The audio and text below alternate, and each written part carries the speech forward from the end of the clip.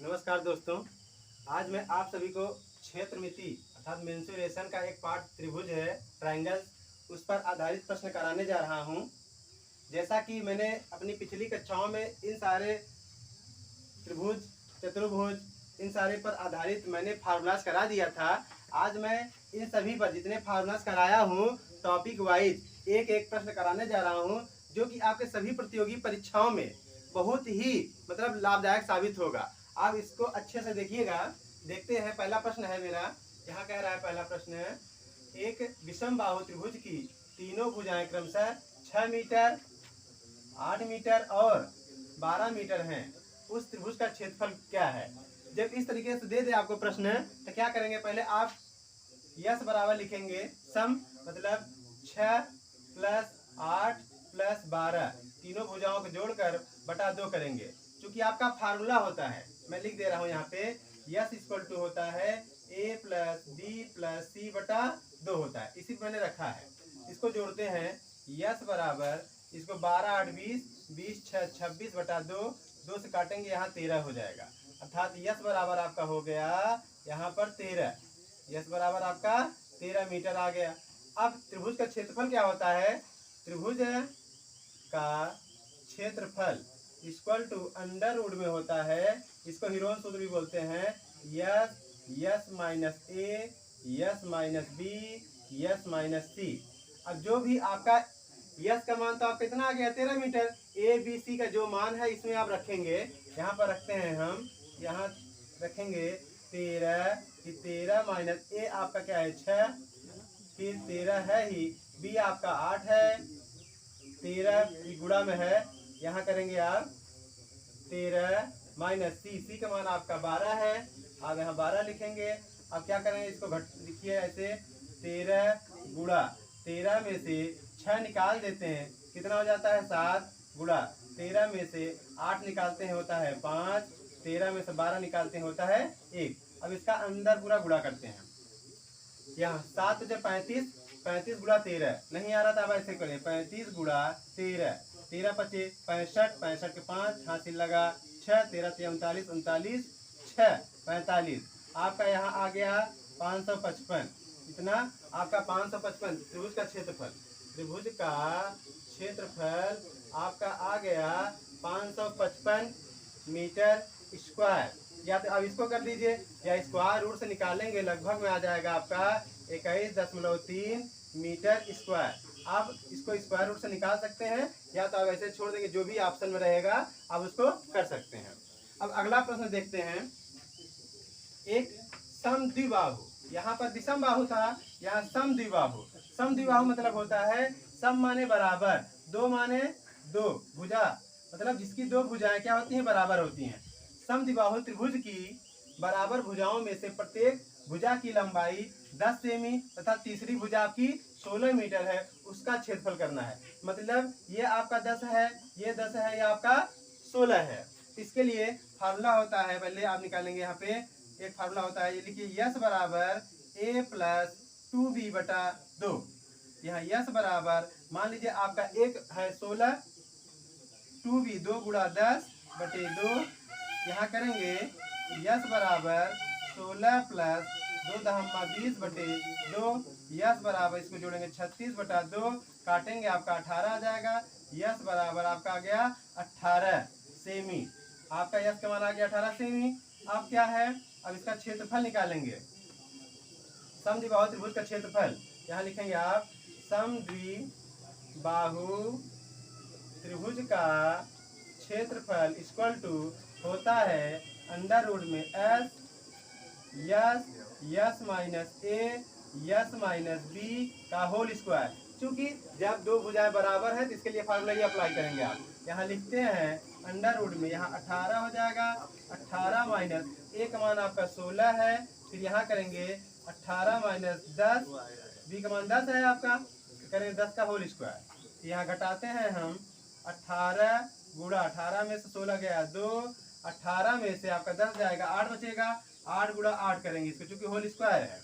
फिर आप इसको निकालेंगे, इसका पेयर बन जा रहा है, देखिए यहाँ करेंगे आप इसको मैं मिटा दे रहा हूँ, इसको मैं मिटाता हूँ। यहाँ पर मैं बता रहा हूँ आपको, ये हो जाएगा आपका, यहाँ लिखिएगा, एक स्टेप और लिख लीजिएगा। 18 का फैक्टर करते हैं आपका 2 तिहाई 6 तिरिक 18, यहाँ गुणा 2 है ही, 8 गुणा 8, यहाँ 8 का पेयर बन जाएगा, 3 3 का पेयर बन जाएगा, 1 2 1 2 इसका भी पेयर बन जाएगा। मतलब आपका यहाँ पर आ जाएगा, तो मतलब यहाँ लिखेंगे 2 गुणा 3 गुणा 8, 2 तिहाई 6 6 48, आपका 48 सेमी स्क्वायर आ जाएगा समद्विबाहु त्रिभुज का क्षेत्रफल। अब अगला प्रश्न देखते हैं। एक समबाहु त्रिभुज की प्रत्येक भुजा आपका 28√3 सेमी है, इसका क्षेत्रफल क्या होगा? तो आपको पता है समबाहु त्रिभुज का क्षेत्रफल, समबाहु त्रिभुज का क्षेत्रफल इक्वल टू होता है √3/4a²। यहाँ a क्या है? आपकी भुजा है।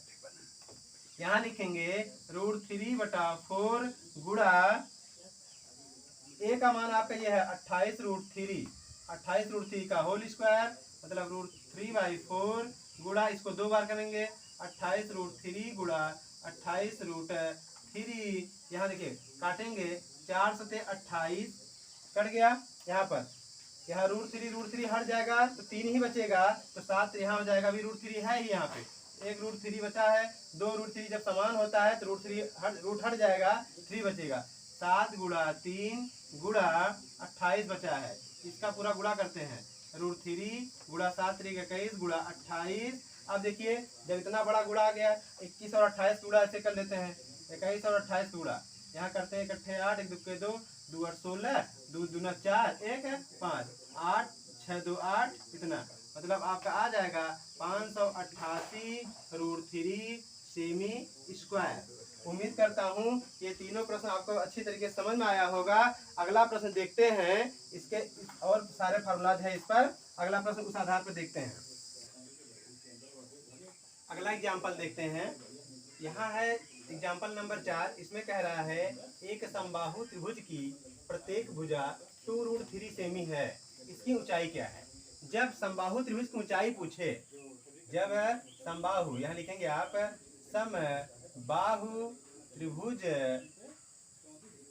समबाहु त्रिभुज की ऊंचाई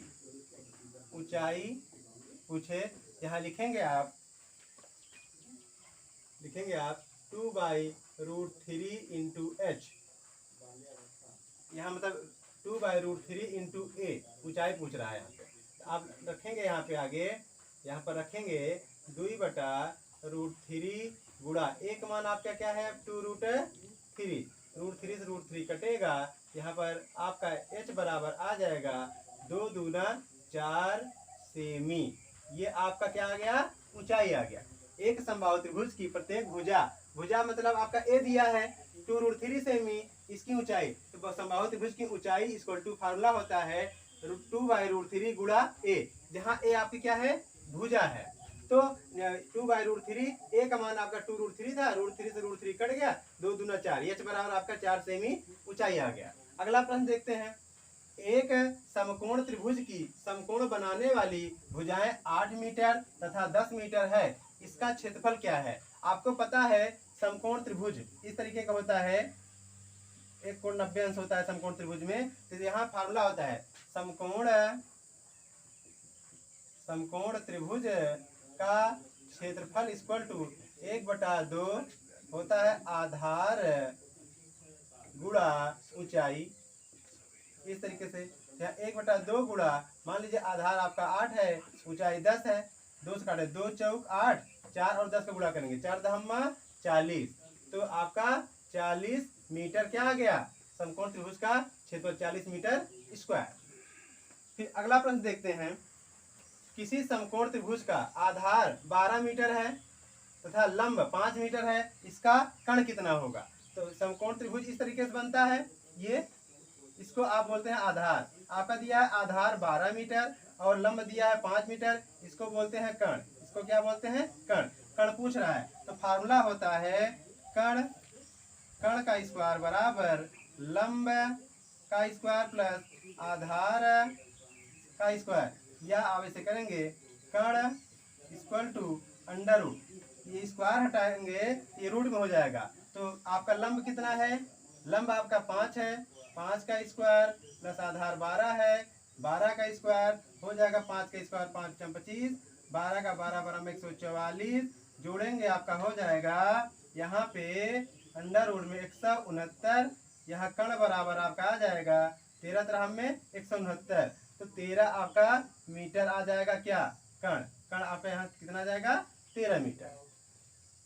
अगला प्रश्न देखते हैं, एक विषम कोण त्रिभुज की भुजाएं 17 सेमी, 19 सेमी और 23 सेमी है, तो इसकी परिमिति आपको पता है, हमने बताया है आपको पहले फार्मूलाज में, विषम कोण त्रिभुज है उसकी परिमिति, परिमिति मतलब परिमाप। यदि पूछे तो यहाँ लिखेंगे आप विषम कोण, विषम कोण त्रिभुज, विषम कोण त्रिभुज का,